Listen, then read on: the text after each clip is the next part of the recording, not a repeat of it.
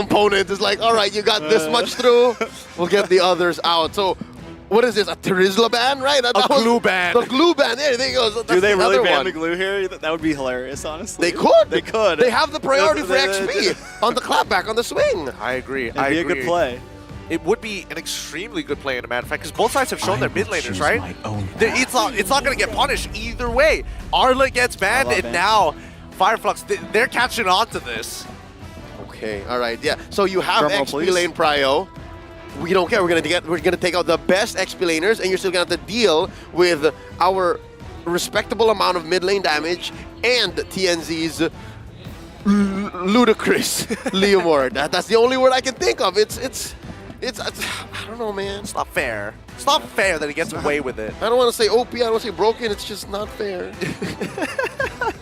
I can see Leo's bottle of copium underneath the table. He's huffing it real hard. Yeah, let me get some of that, please. Yeah, because this is not something that you see very often, especially in the meta now. And as we see, it's the glue. They're all. I'm telling you. I love it. I'm telling you. Okay, Benedetta here, right? Would that be the Benedetta? Oh, no, Terizla, right? The Rizla? They can Riz on the pick or the ban. Yes. Oh.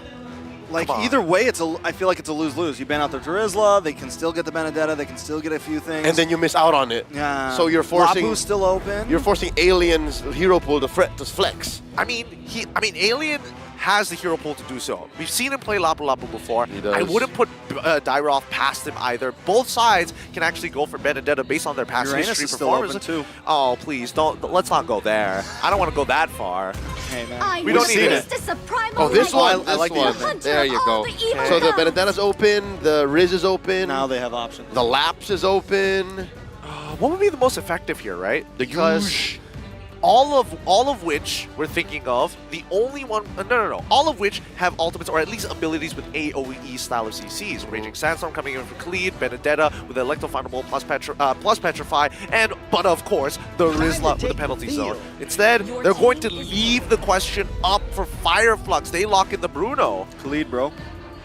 I would love to see a Khalid coming in from Edward. Khalid is so good too, especially with the damage on Leomord. Yeah. You're good, you're fine. That's You double. do have to be careful that's though. double There's CC. there's a lot of CC to mess up Khalid's heal. He's got to really be like more assassin type, not as like I sit up in the front and The Adamir style of Khalid. These days, everyone's running that, right? everyone's running that. So I think as a Khalid, if you want to pick it, you have to just be ready to do that anyways. Yeah. So I think that's okay. I think it's all right, and especially since a majority of the counter matchups have been taken out at this point. Like, why not, right?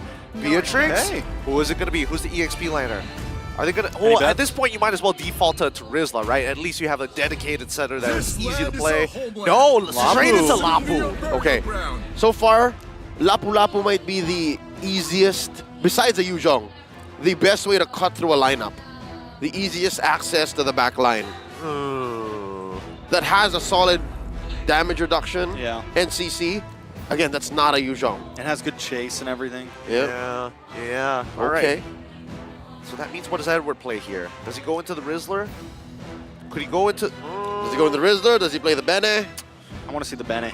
I do want to I see think the you've got Bene. movement. I think you've got a lot of opportunity to dodge. You've got a lot of opportunity to kind of get away from the layers of set. But no, he goes for the Khalid himself. Oh, hot commodities in. He really wants to win that lane now. To be fair, there's only really one or two ways for you to stop the quick sand guard. This is good. It's great. Yeah.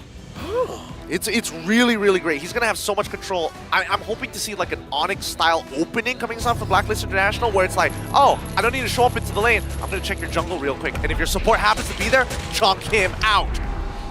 Pop him. Checking out the lineup once more. The numbers say it all for Blacklist International because, again, this is the characteristic for Fireflux. So far, they've gone this deep into M5 by defying the odds and playing heroes like Leomord. And here, they're trying to show us a new take. Again, this is a cobbled together way of playing the Leomord. And I'm sure they've screamed with this, and I'm sure they've practiced for the fact that maybe our opponents will take out the key parts of this lineup. But against Blacklist, man, this is an old flame. All right, it's match point for Blacklist right now. Trying to close out against Fireflux. Game number 4. Who's going to take it all? Is it going to be Fireflux on this blue side? Rosa! Whoa. Wait, what? Oh, he just got chunked! He used his Purify already and he got chopped. Blacklist International on the red side. I think it jumped was. into the mid. Yeah. They all went in. I got a treat for you here. Oh my goodness. Wow, that was almost a first blood so early on, pre-1 minute. Okay, and that's coming in from 2 concussive blasts from Sensui and Edward respectively.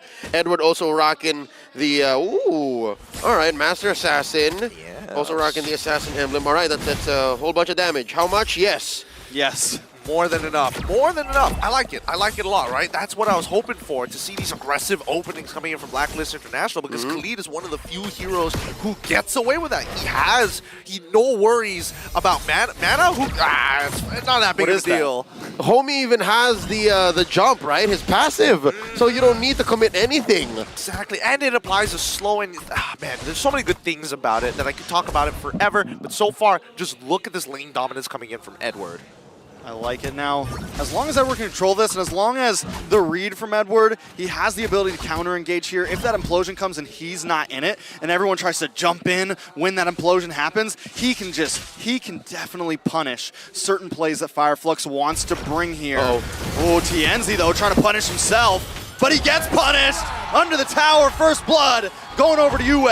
Shadow Strike doing its work, terrifying the Leomord in mid, and this bottom lane, this gold lane matchup, again, it's a skill match actually, but this is Oheb we're talking about. Yeah, it's going really well. It's going really well for Blacklist in the early stages of this game. I think we need to start looking for some foresight here, you know? Foreshadowing, as some may even call it. When do we expect Fireflux to try and bounce back against Blacklist International, right? Obviously, level 4s are going to come on in, but with the lead that Blacklist International has made, I'm guessing it's going to lead towards the bottom side of the map, where Renegade is keeping his watch. Yeah, I think they kind of have to switch gears at this point. Taking a death on a TNZ that earlier, on that hero that you want to snowball, that we've seen snowballs in games that they've won with it before. Now I think we have to, okay, let's try to favor Sunshine here. Let's try to maybe give Oheb a bad game. Let's try to look at some other opportunities. And I think the fact that Apex has, I don't know, been put on a very defensive position. Again, a babysitting Tigreal is a very difficult way to look at a clapback. And so far, when Fireflux does this, when they play a lineup like this, they are constantly looking for outlets for Apex to kill. Apex to help TNZ wipe people out. And if Apex is so focused on protecting Sunshine, then that's a whole nother story. Yeah, and it doesn't help that Blacklist International has 2 winning lanes on the furthest sides of the map as well. Like, you can have as much priority in the mid lane as you want, but our laners, no matter which side you go to, they're going to get hurt, right? And I don't think Flux Esports, with the heroes that they have, aren't exactly the greatest when it comes down to skirmishing. Maybe Sunshine, but that's the only exception. Oh man, Sunshine in a bad spot right now. 3 members of Blacklist just circling like vultures, man, just looking, waiting for the pickings right now. Yue gonna come down as well. Rose gonna walk right in. Sensui there, take a little bit of damage, forced to pop the black shoes. TNZ not want to force it, and Blacklist have a lead. They don't have to force anything right now. Something to note about what Sensui is doing to Rosa, he's forcing either a Black Shoes or a Purify. If both go, that's a sign for the rest of Blacklist to follow through. So with that said, I think even Blacklist knows that the turnaround from Fireflux is coming from gold. It also helps that the turtle is here. Ooh, out comes the steed. Hey. Edward on the run, TNZ. Not going to be able to do anything. Look for the knock-up. Neither of them have it. Edward able to walk away safely, gets pulled back. Oh, they needed that kill so bad. That could have been the turnaround a little bit, at least to get TNZ back in the game. Khalid things, quicksand guard. I'm like, what you gonna do about it? Not to mention he didn't even spend his flicker. He straight up just rode the sands out to safety.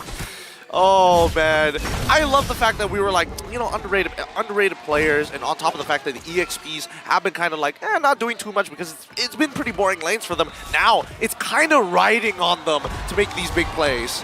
Oh, Sunshine pinned against the wall.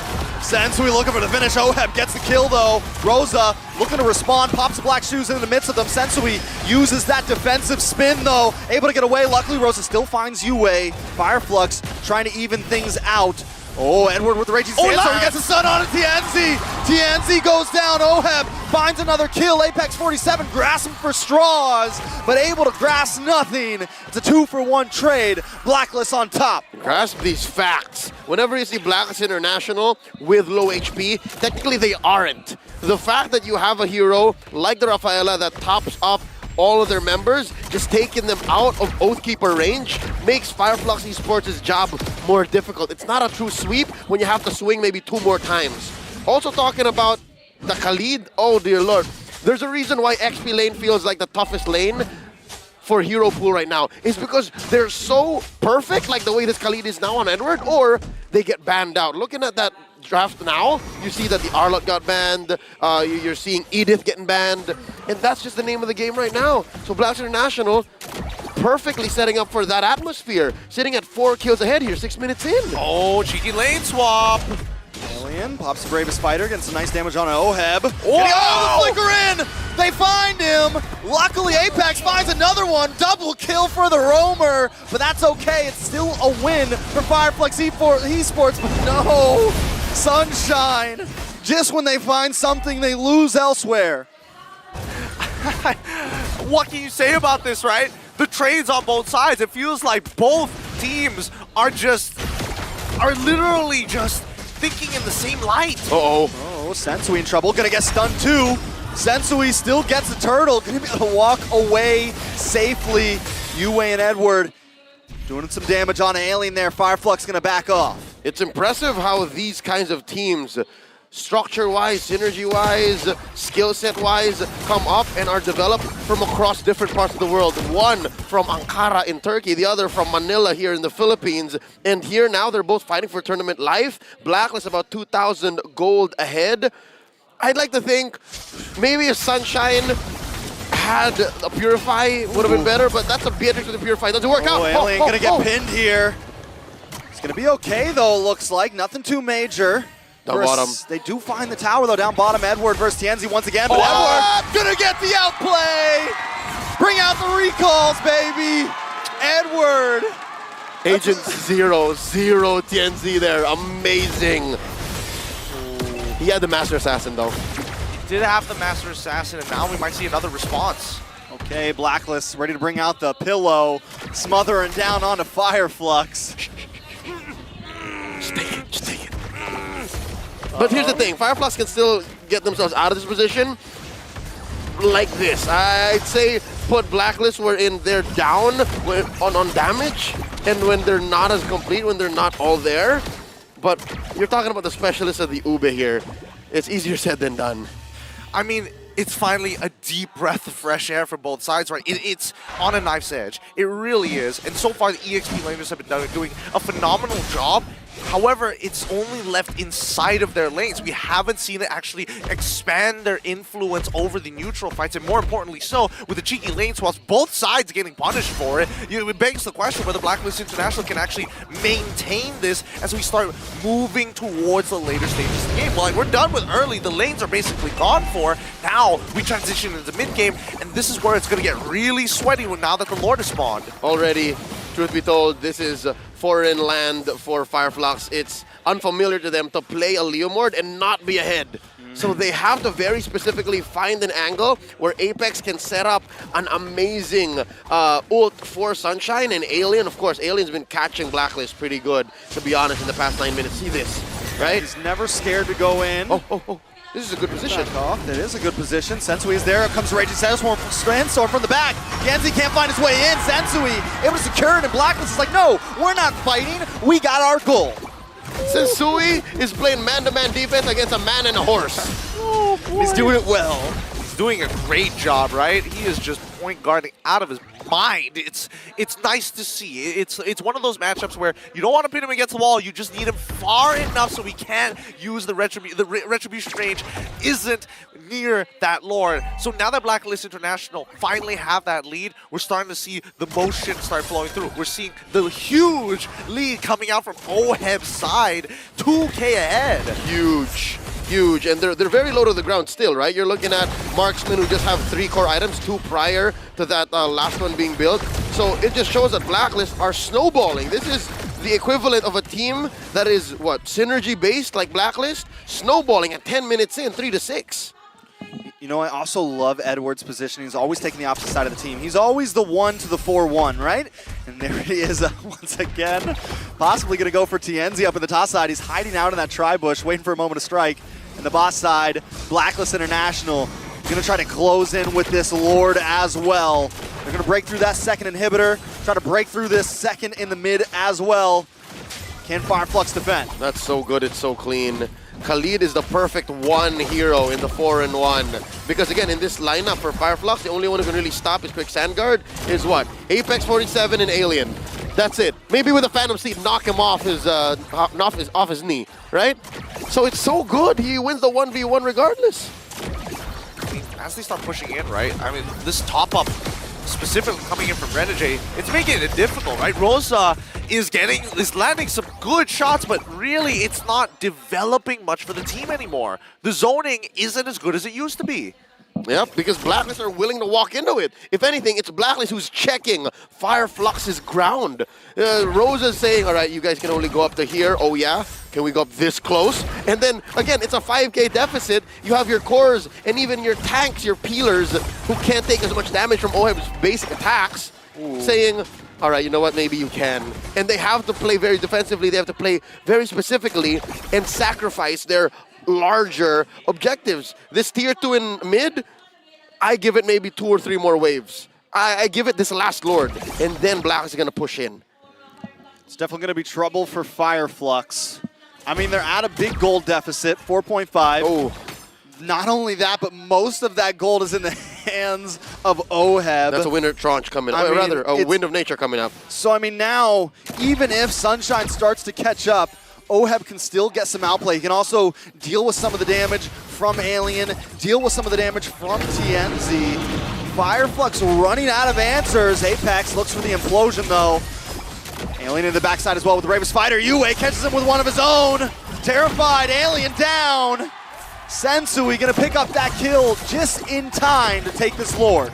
Very clean from the side of Blacklist International, right? This pick is going to make sure that at least for this Lord, it's going to be a non-contest. I can't imagine Fireflux walking up here, especially since Bennett's Rage is already down, and Nibiru's Passion puts you in an awkward spot where you're now susceptible to getting hit by not only Yue, but at the same time, by the Holy Baptism from Renegade. So there we go. They've got the Lord for free, uncontested. That's right. Not just the fact that even Alien is down.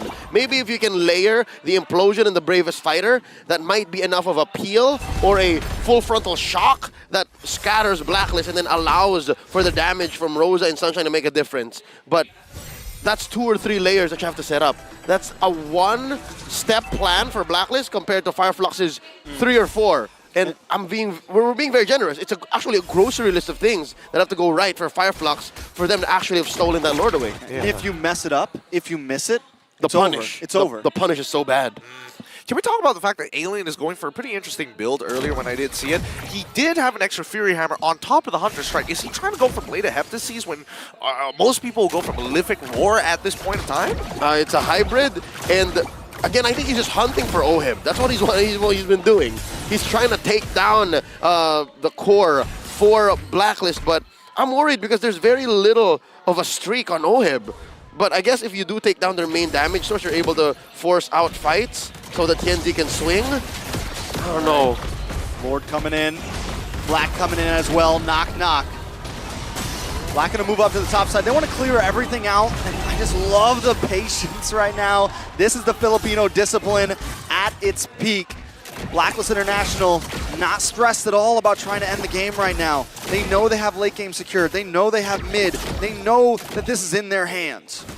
I mean, with no inhibitors, I'm trying to figure out a way for Flux Esports to really make this comeback onto Blacklist International. I mean, it really boils down to whether Blacklist International makes that mistake, right? Biggest play of their lifetime. That's what they need. The shift in OHEB's priorities. Instead of going straight for the Wind of Nature, he pivots into the DHS.